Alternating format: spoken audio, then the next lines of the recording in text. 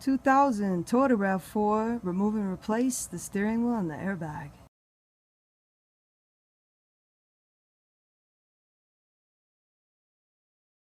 Make sure your steering wheel is straight.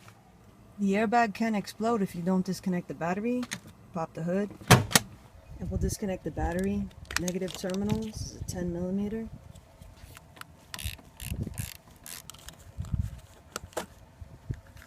And now tuck this down somewhere where you know it's not going to pop up, and put this on it, or if you don't have one of those, just make sure it's not going to pop back up. Absolutely essential that the battery is disconnected. Now we'll move inside.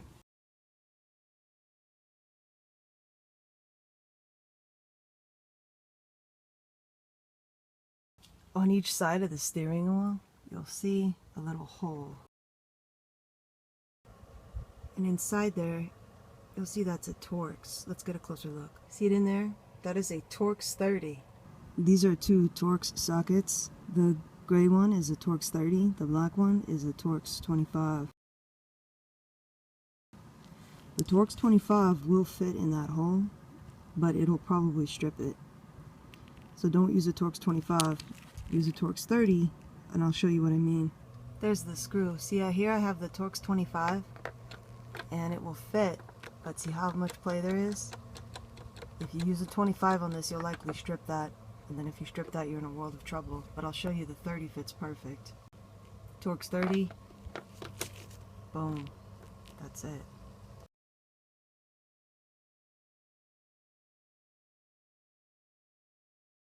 Torx 30, little extension and a 1/4 inch drive.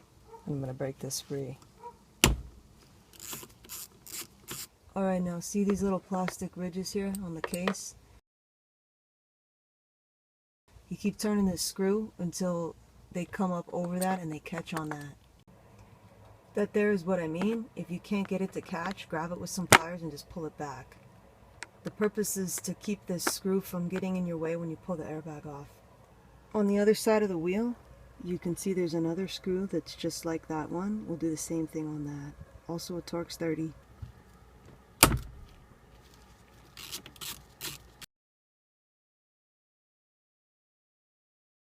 You'll know the screw is free because you can go like this. See, and it'll come out very easily. Like on this side, but look on this side, it's still in a little bit. So go back in and get that screw all the way out. And on those little clips.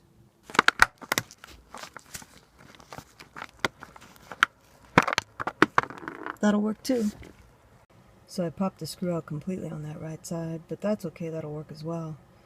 Now with both of them in the right place, you can just pop this right off, just like that. See, it's very easy. If it's not coming off, it's because you don't have the screws either removed like I did on this side or in the right little pocket like it is on this side. So now taking this up, turn it back like this and over, and now we'll disconnect the airbag. The airbag disconnection is right here. You have to slide this, see how that slides, and then it'll come loose like that. So that's it on the airbag. So now the airbag is out. Remember, the airbag has an explosive device in it. It's got a squib and all that other stuff that's in there. So store it facing up like this. Don't flip it upside down. Put it like this. There you can see these are those Torx screws. See how it's flush when you have it in that little catch? If it's not either removed or in the catch, every time you pull back, it's just going to interfere. Those are the only two fasteners, here and here, and that one I took out. Those are the only two fasteners holding the airbag to the steering wheel. So this we already know is the power for the airbag. If you have cruise control, you'll also have this here. So now we're going to disconnect this part. To disconnect the cruise control electrical, you're going to press in on the bottom here while kind of pulling it out with the top. It's easier with two hands, but I'll try it with one. Kind of press in, and there you hear it click, and then you can pull it out. So what's going on is there's this little catch there. See that little catch? And so you're just pressing that up just enough to clear it. Alright, so all this is going to come out with the vehicle. This is going to stay on, but everything above here is going to come out.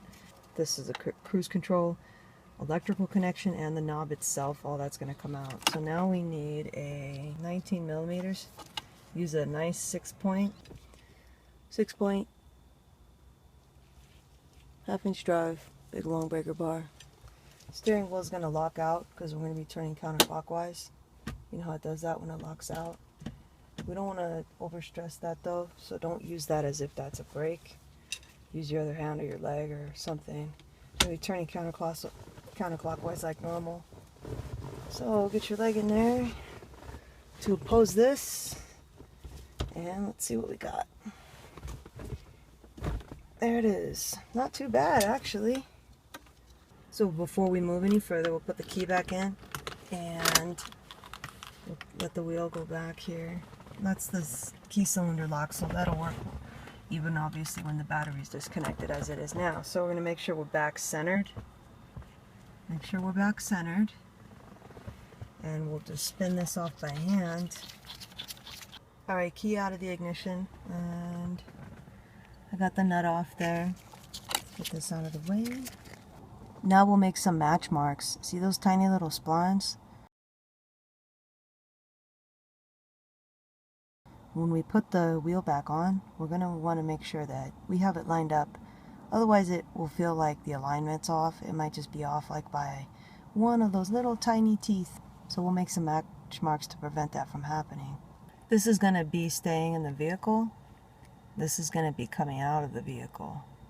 Very important to make these marks. Don't freak out if you don't, but save yourself the trouble and make the marks. There are my marks. You can see these marks will stay on the vehicle, and that one up there will come off. I'm actually not putting this same steering wheel on, but maybe you would be, so that's why you would want to mark it. I'll transfer that mark to my new steering wheel. Now, if you have a steering wheel puller, you can go ahead and thread into these holes here and put your polar opposer right here and pull this out. I have found from being at a lot of junkyards that most of these Toyotas, you can bang them off. And what I mean by that is just kind of boom, boom, boom, boom, back and forth, and then it'll be just enough to pull it out.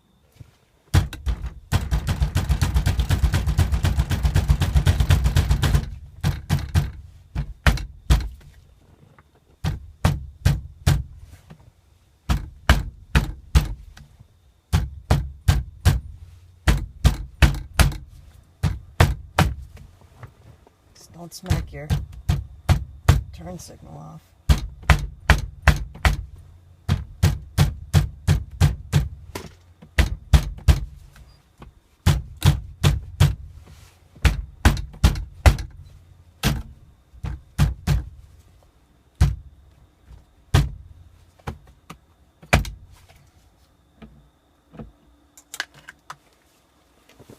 So takes a little bit, but you can do it by hand. Just boom, boom, boom. When you first start out, sometimes you go do do do do do do do, just to kind of wiggle it, and then you can usually get these Rav4s off by hand. So this is what you'll see. This is the clock spring. Don't turn this. The reason is because then you have to reset it. It's just easier if you don't turn it. Quick note. Sometimes on many Toyotas that have this design, a penny will fall down in here. I've heard about it many, many times, and people will get this noise every time they turn the wheel, like, and it'll turn out that there'll be a penny stuck between here. So while you have your wheel off, just look inside and make sure there's not any little things that are in there. If you want to have a closer look, you can just remove these fasteners here, and then there's a couple down on the bottom, and then this will pull apart. The reason I'm removing my steering wheel is because I wrapped another steering wheel that I'm going to put on instead. I had done a really cheapo wrap that I tried to make a few years ago, and it lasted for a while, and then I just peeled it off. So I'm going to need this trim piece here. So to remove that trim piece, we're just going to take out this and that. And flip it over and take out this cruise control as well. cruise control is going to be this one and that one. And once you have those two out, you just pull this little ground off like that, and this cruise control will come right out. Now that other piece is totally free. I have the cruise control and the trim piece now on the other steering wheel. If you're doing something like this where you're doing a wrap, you put this airbag back in to make sure you don't have any kind of interference, that your horn is still going to honk and stuff. You put it in and you make sure that you can still honk the horn.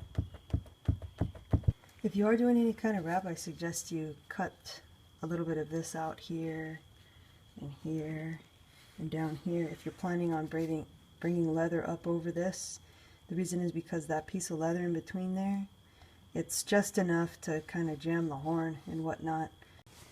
Watch this. X-Acto knife torch.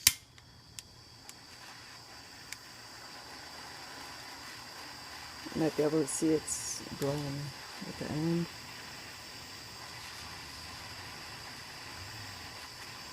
Really nice and hot.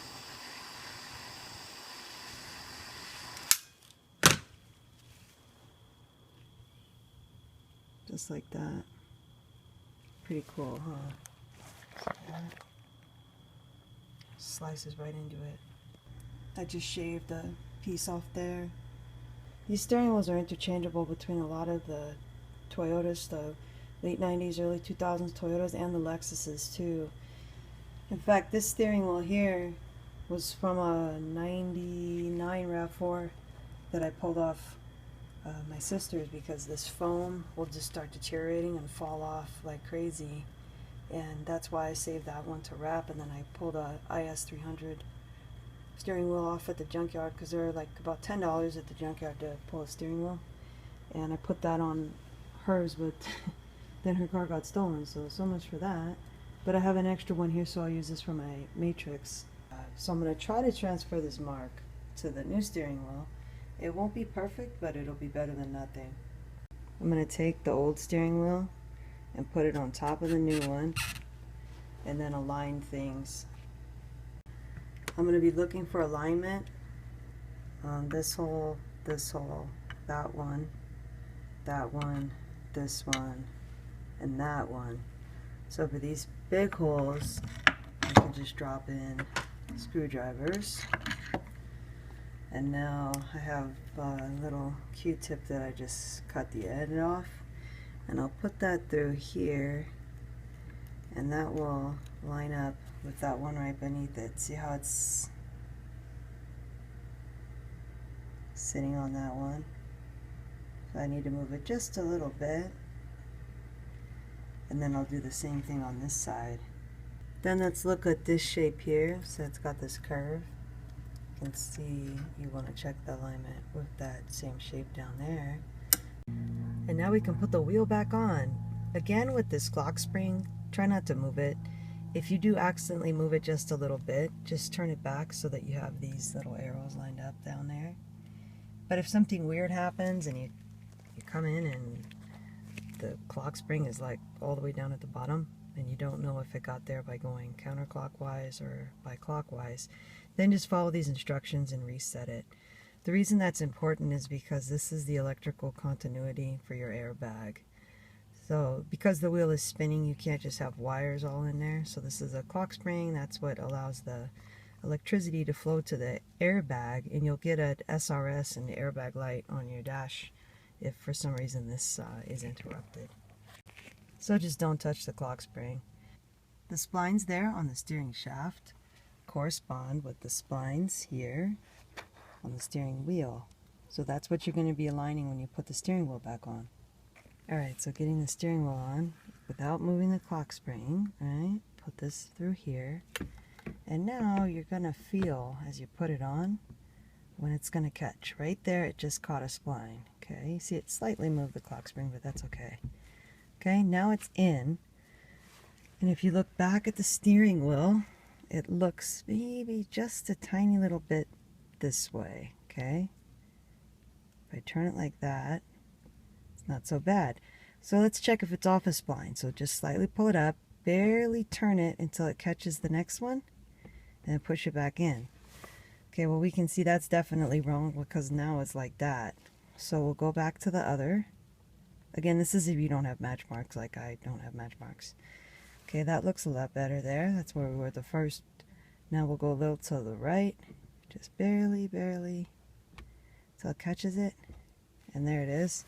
So we know that's not right. So we'll take the middle on those, which is going to be right there.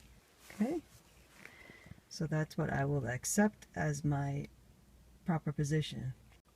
Now we'll put this nut back on. This is that big 19mm nut. Just spin this on by hand. Now I'll plug in that cruise control. That just goes right in and snaps. Snaps in. Make sure if you transferred your cruise control that you don't forget the silk ground. If you popped out your little torque screws, just go ahead and pop them back in, and you're just gonna get them so they catch on that little plastic like that. And there it is. So they're in place, but they're not interfering with the airbag. And then do the one on the other side as well. Now we'll get this nut tacked down. Torque is 25 foot-pounds. The wheel's going to lock out again, so we might as well turn it like that. But still oppose it. Don't want to use that as a brake.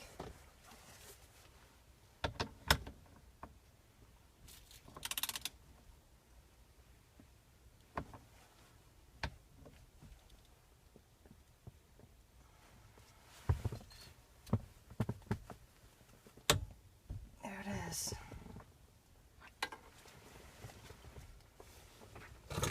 Key in the ignition. Let it go back center. Now we'll get the airbag. The airbag clicks really nicely when it goes in. You want to make sure that you're checking for two things, the click, and then you want to see this lever slide and then lock back in place. So watch it slide and it'll click. See that? You want to make sure you get both of those.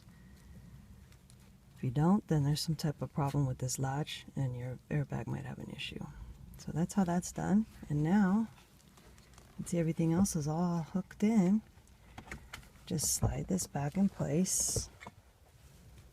And now we'll come in the sides with the torque screws.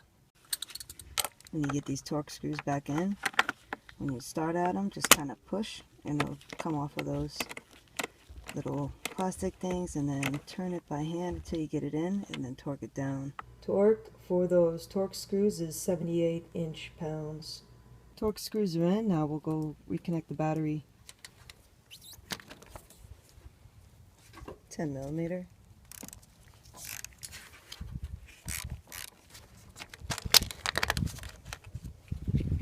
Back inside now, key in the ignition, and we're going to be looking at that SRS light to make sure that it comes on, but then it turns off.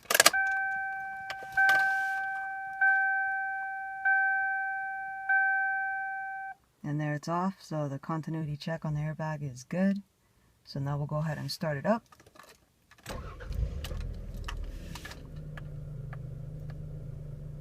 Looks good. Good luck with your repair.